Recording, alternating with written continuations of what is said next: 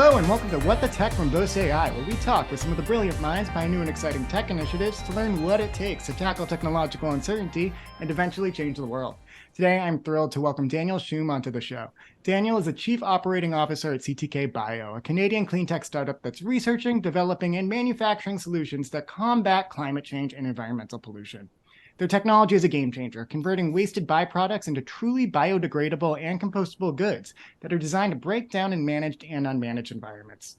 Daniel's team is very clear in their mission to ensure that in all processes where ideas meet technology, CTK Bio is not only promising success, but striving to accelerate the world's transition to sustainable products. It's a lofty mission, and Boast has been proud to partner with Daniel and the CTK Bio team. In this episode, I look forward to learning more about how Daniel got into the space, the great work the team at CTK Bio is doing, and what it's been like partnering with Boast to tap into R&D tax credits, and of course, your plans for the future. So without further ado, welcome to the show, Daniel.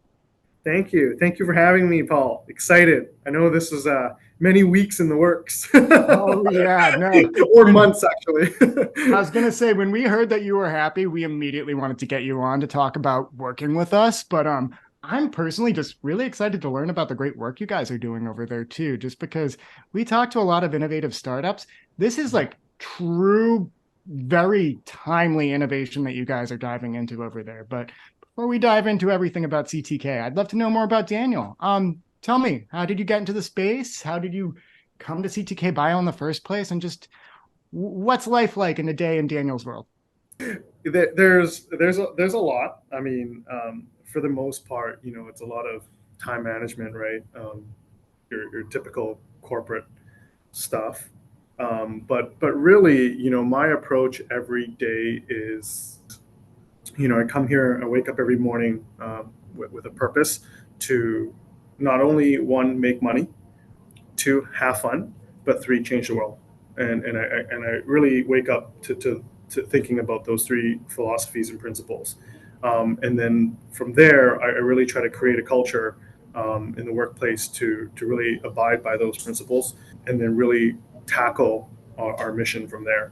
Day to day, I'm in operations.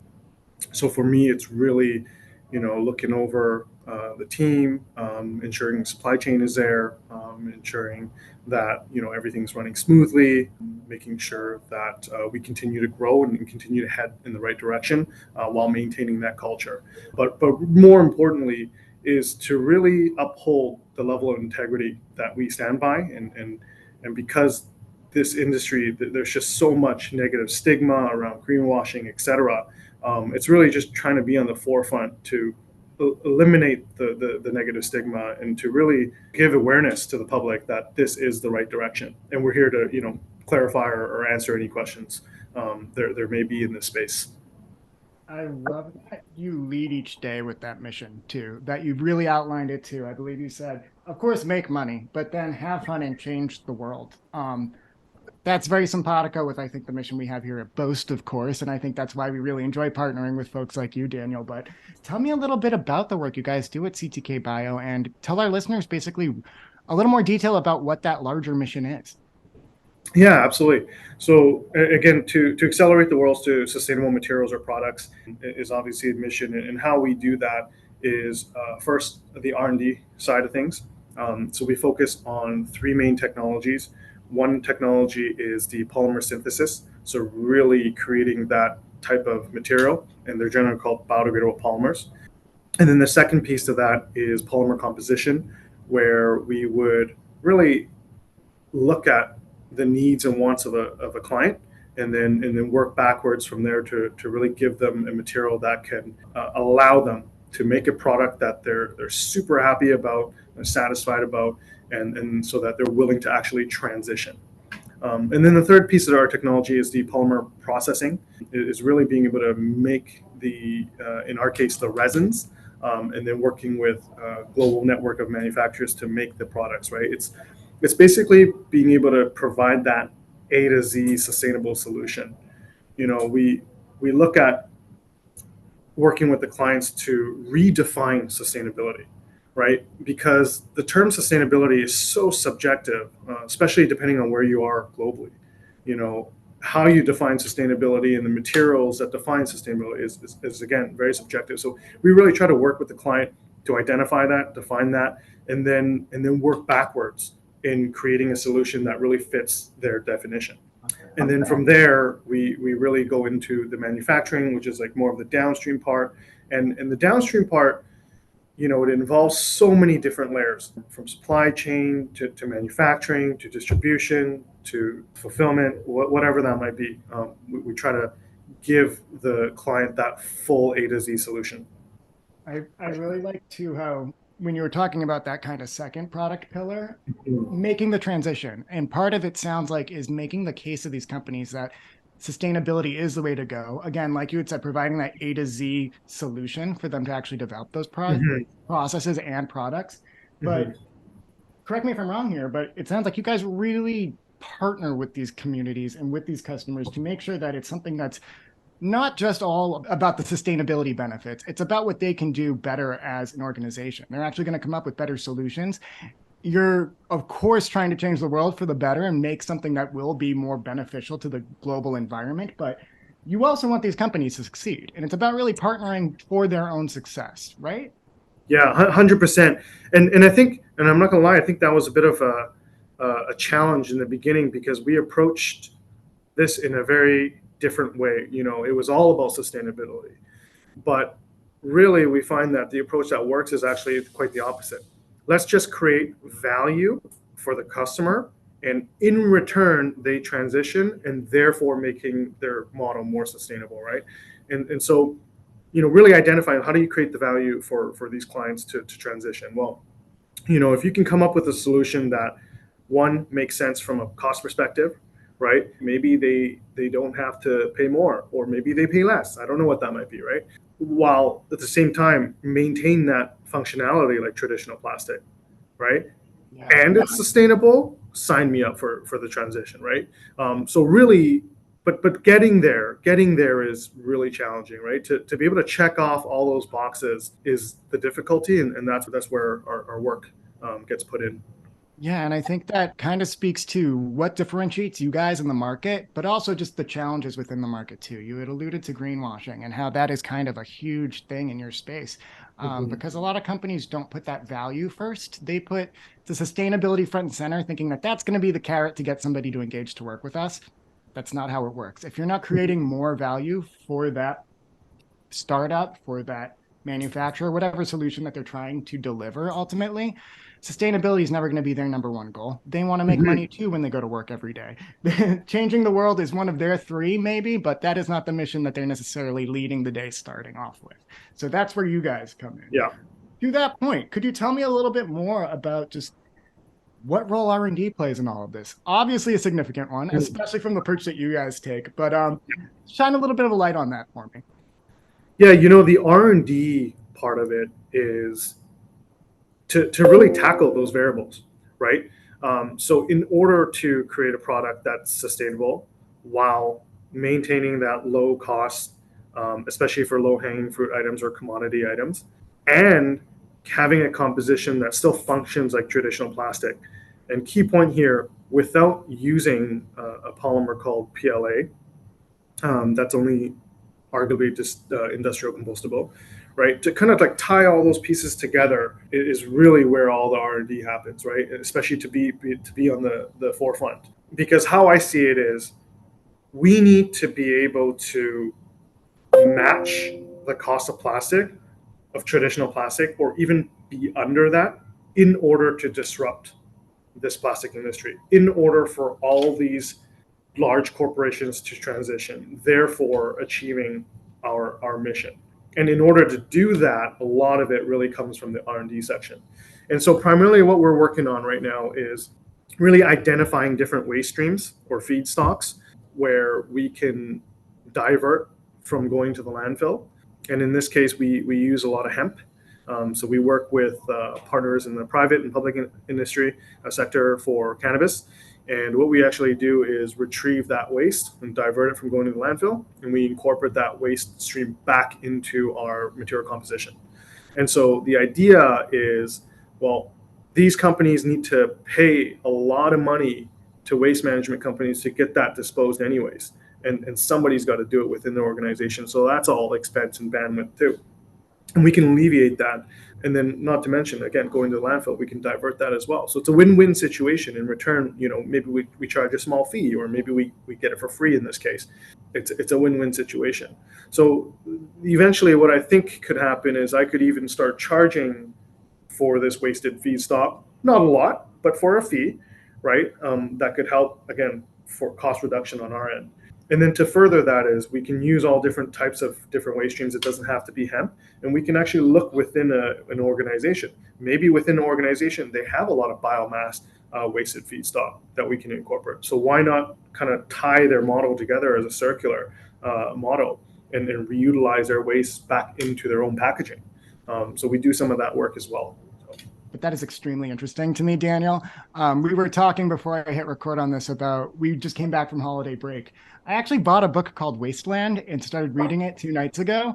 And so this is very top of mind. I'm at the part where they're talking about outside of Delhi, just like the mountains of trash that are out there in the whole industry around being a trash picker. Again, I'm not going to go down that tangent because I still have to finish the book before I can comment intelligently about your industry. But I am so interested to hear just how many moving parts and how many different sectors that this can touch too. Down to, again, that PLA and making a plastic that can achieve the cost efficiency, well, at least a solution that can be one-to-one with plastic in terms of cost and cost effectiveness and efficiency. But even just thinking, again, you had named it, hemp, the cannabis waste, just the opportunities that you can dive in here to make better use of waste and just make sure that you're not leaving something on the table that's just going to be detritus to the entire ecosystem. So that's really, really interesting to me. And another point that you made too was about how it benefits both of you, you and your customers. That's very aligned with the work that we do here at Boast.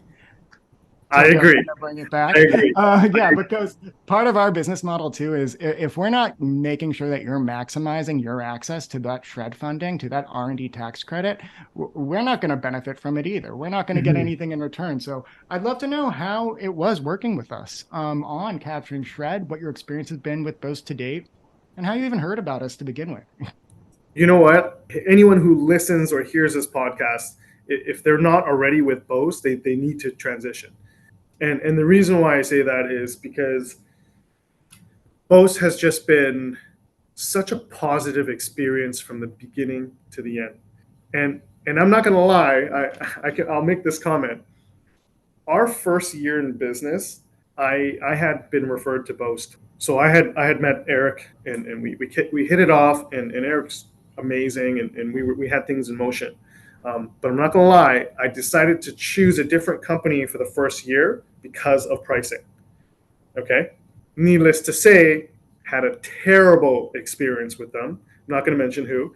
And then the second year, decided to go straight to Boast. And since there, the rest was history. Every year has been such a positive experience, and I get this feedback from my team as well, both on the finance side as well as the technical side. It's just so seamless to work with y'all.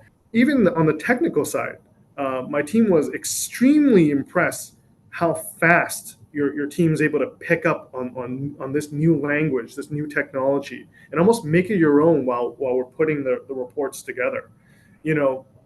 Generally it could take a year, 2 years before someone even picks this up and have the level of understanding of what we're trying to do. Because at the end of the day, your team is trying to convey our message, and to be able to perfectly articulate that is really challenging. And you guys and girls have knocked it out of the park.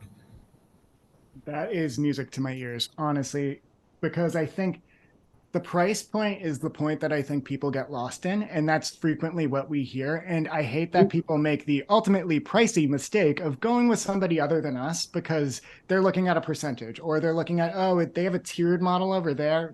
That's not the point of it. It's getting people who speak that vernacular, who can get into the technical nitty-gritty with you without forcing you to be doing double work, because you're teaching your shred provider what you're doing at the same time. We like being nimble. Our TSM team, I know you're familiar with some folks over there. They are geniuses. They blow me out of the water. I'm not going to try to replicate what they can do in terms of communicating to the CRA in highly technical language, concepts that the CRA will then understand. And those aren't people who necessarily speak in the language of the tech teams that are putting together this Mm-hmm. innovation. So I am very happy to hear that, Daniel. And Paul, one thing I have to add, Yeah, the Quick Fund program absolutely. that Boast has is, it really, I'm going to say it further differentiates, your business with other competitors. And I can tell you how many times we were able to leverage that program to work in our favor from a cash flow perspective, and it's just so helpful. That is fantastic. And every opportunity to make sure we're arming you with that non-dilutive funding to just plug Mm-hmm. back into your innovation and make that innovation grow. That, again, it's music to my ears, but it's why we're in the business of what we do. We're founders here at Boast almost all Mm-hmm. around. That's why we speak that language so well, I think. and So, and the efficiency, Paul.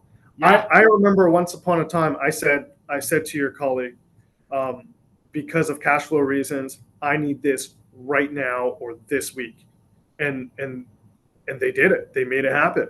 And I know I gave them some aggressive timelines. Um, so it's awesome.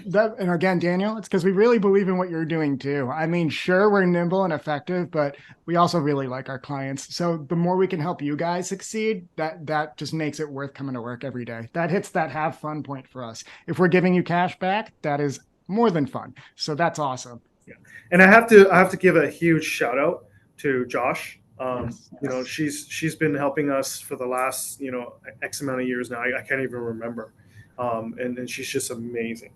She honestly is. Yeah. So Josh is, huge asset. I was going to say, pardon my French, but she is a badass. And she has helped me out Mm-hmm. with so much too. Even we were doing LinkedIn Lives. She hopped on one of those and I was so impressed. I understood maybe 2/3 of what she said just because she Mm-hmm. was so technical and so smart about it. I'm like, I need to go back to school. But that's awesome to hear. And again, you've been in touch with so many people on our team, but it's been an efficient process. It hasn't Yeah. been something that's weighed you down or felt like a chore necessarily. Beautiful. Love Yeah, it, not like Daniel. the first time. Exactly. I was like, Not like you the have first time. something, you have something to compare it to, though. So that's all right. Well, before we sign off, because I know we're coming up to our time here, I'd love to know what's up for the next year. What do we got to look forward to for your team? I know we were talking about how excited we are about 2024. Are there any milestones we should be on the lookout for? You know what? There are. This year is a year of growth. We're in the process of working with some pretty big clients, and so those projects are going to start getting rolled out in 2024. Hopefully, you'll start seeing our products on the shelves in really globally, I should say. So That is fantastic, Daniel. Well, I'm so excited for what 2024 has in store for everybody over there. And I can't thank you enough for hopping on with me. Thanks again, Daniel. no, likewise. Thanks, Paul. Thank you. Thank you.